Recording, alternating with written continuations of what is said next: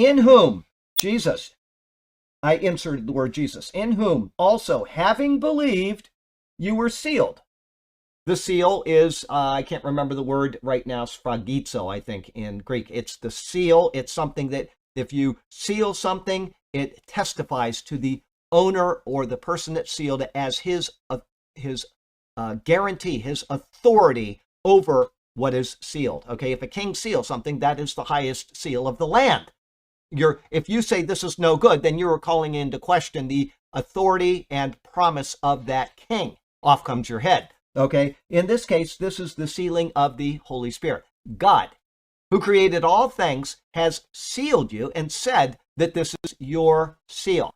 I am now giving you this seal as a promise. Okay, so now that's the third issue. You've called into question the efficacy of the work of Christ. You've called into question the gospel itself. And now you've called into question the sealing of the Holy Spirit. Is God sealing you worth its seal, or is it not worth its seal? Okay, who is the guarantee? It's the Holy Spirit of promise, but who is the guarantee? That's the fourth issue. If in fact you have been guaranteed with the seal through the gospel by the work of Christ, then you are now calling into question God's ability to keep his promise, his guarantee, his covenant. And that's why we have people that are called replacement theologians. And we'll talk about that in this coming sermon, next week's sermon, probably every sermon during the blessings and the curses.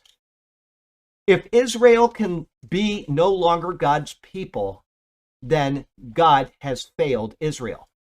Despite Israel being a bad bunch of people that didn't obey the Lord and have been exiled twice, that is irrelevant to God's part of the promise. Our unfaithfulness in no way negates God's faithfulness. So, he has given us a guarantee. You have now called into question God's integrity by saying that you can lose your salvation. Okay? Who is the guarantee of our inheritance? An inheritance is something you do not work for. It is given to you. If you have to work for it, then it's not an inheritance. It's a wage and not a gift. A what? Celery. Celery? Oh, salary. I thought she said celery. Wait, are you hungry? Okay. Which that's not a very tasty meal, by the way. Or nourishing. Yes, or nourishing. Redemption of the purchased possession to the praise of his glory.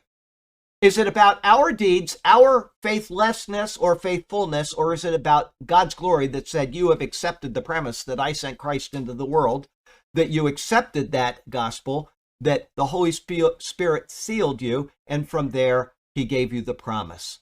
All tied up in there. Is God's glory worth that or not? So you have to decide that yourself. If you believe that you can lose your salvation, it calls all of those things into question, and it also says that God is incompetent.